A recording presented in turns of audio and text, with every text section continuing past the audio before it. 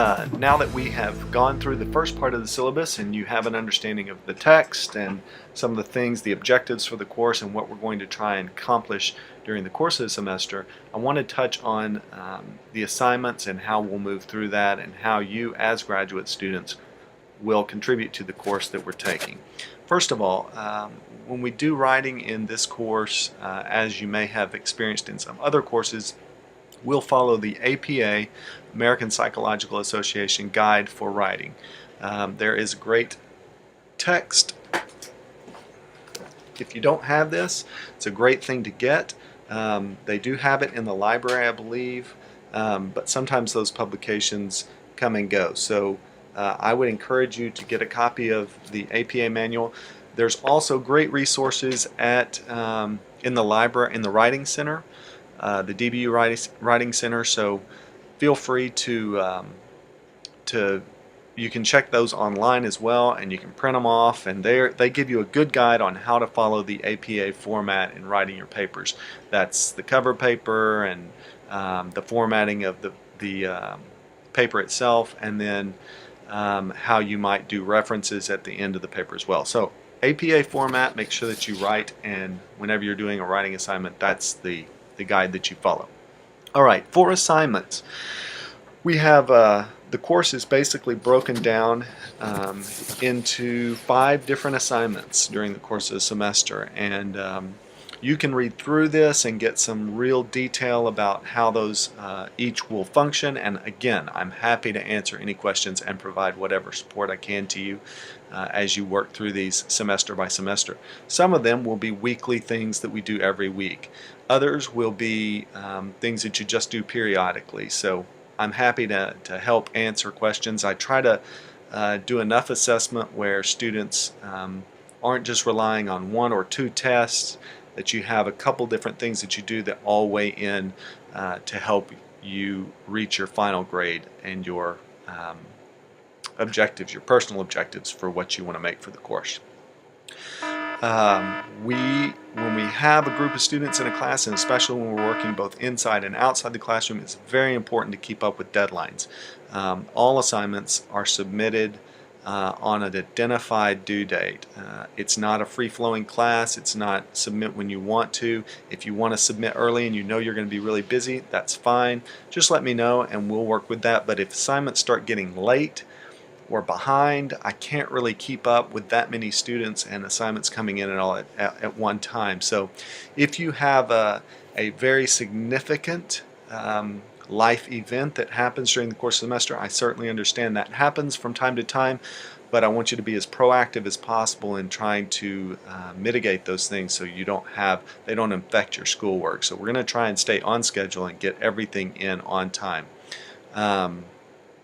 Assignments submitted after the established deadline will not be considered for grading unless arrangements have been established prior to the due date. So if you see something's going to be a problem, let me know before it's due, and then those assignments we will take on a case-by-case basis. If we agree that that's an assignment that we'll take late, then it is going to be a reduction of 10% for each day they're late, and after 5 calendar days it will really be too late to take those assignments in. We will move forward. So just stay up with your assignments. Not hard to do. There's not enough here to really make it difficult, as long as you balance everything out and don't try and wait till the last minute on this stuff. Okay? And make sure that you submit the assignments where they're supposed to be submitted per our instructions here. Number 1, let's just go through them one by one. Reading, review, and comprehension. Of course, reading the text is an important part of your comprehension of the material.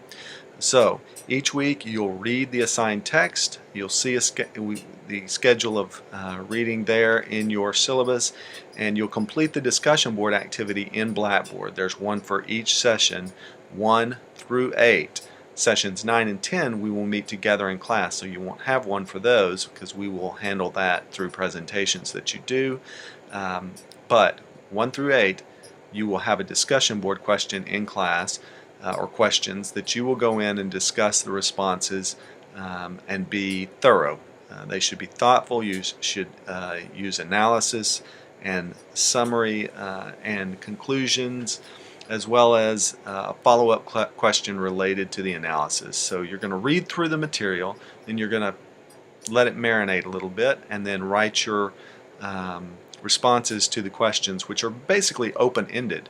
There are be thinking about keywords, things you should include in each of your responses, and those should be submitted by Wednesday of each week. Wednesday at midnight, everybody should have made their answers to those initial posts. And the reason is, then for the second half of the week through Sunday at midnight, you'll comment on at least one of the posts from your fellow students. So you'll make sure that you go in, read their responses, read their questions, and see if you can kind of answer or agree, disagree, have a discussion about that as well. So that is first initial posts must be completed by Wednesday, and then your response to your peers by Sunday of that week. Our sessions generally will open on Sunday and move through the following Saturday, with this next session opening on Sunday. I try and do a little overlap there and give you benefit of the doubt, but that's kind of the gist there. This is a 10 points each week for all the discussion, and so as we go through 8 weeks, that's 80 points there. So make sure that you get that done. It's little each week, but it adds up, and it's something you do. Discussion board every week. Second, teaching method in practice. During each session, we're going to focus in the 101 Teaching for Learning 101 Ideas book. There's a different focus each week. For instance, I believe the first week it's lecture. You'll read that chapter, and then you will do a 1 to 2 page teaching plan. What would you do to implement that lecture method? And within the lecture method, there's maybe 10 or 15 or 20 different exercises or things that you can use in class to use the lecture method to engage your students. So you are going to be the teacher. You're going to think about the topic of your choosing, whatever it is. Maybe it's in higher ed, maybe it's something related to something else that you're engaged in, and you're going to create a teaching plan for a course that's about a page and a half, or page to a page and a half, 2 pages in length, not too long, but it will talk about the topic. It'll give a brief introduction of the topic. It will give objectives for the exercise and an explanation of the activities that you're going to do and how you're going to share that information with the class, and a short conclusion. I've put an example in session 1 of course materials so you can see it. So we won't necessarily do one the first week, but you'll be able to see what one looks like that I have done for I think it is lecture. There's also a grading rubric at the end of the syllabus, so you can see what I'm looking for, and it's pretty spelled out there. So each week you're going to do a teaching plan, and it'll be on the topic that we're covering that week.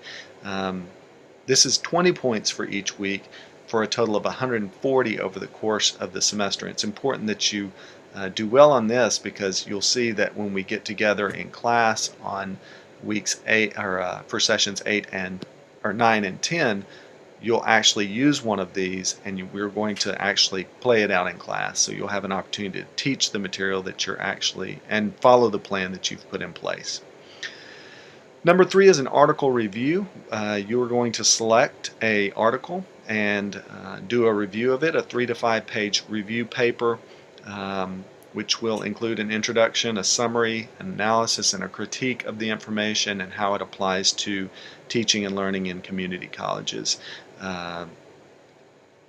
You will also want to include 3 to 5 questions, and we may also bring these up when we have our in-class time to just have a discussion and kind of talk about what you worked through and some of the material that you found in your research. Again, APA format, and this assignment is a one-time assignment which will turn in, I think, around week 4. It's in the schedule, as you'll see, and this is a 60-point assignment. It's due during the week of February 1st, so I think that's week 4. Number 4, effective teaching research, presentation, and activity. This is you're going to implement one of the teaching plans that you've designed during the 8 weeks in the course. So going back to the teaching method and practice, this is where this comes into play. When we get together for our class face-to-face, we will divide up, and you are actually going to have 15 or 20 minutes to get together and lead your class through a learning exercise.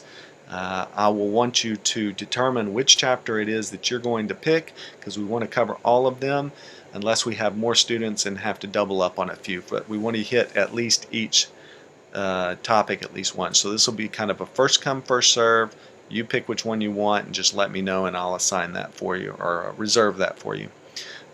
You'll do a brief introduction of the topic, objectives, exercise, and explanation of the activity. You're just going to walk us through it just like you've got it written on the paper.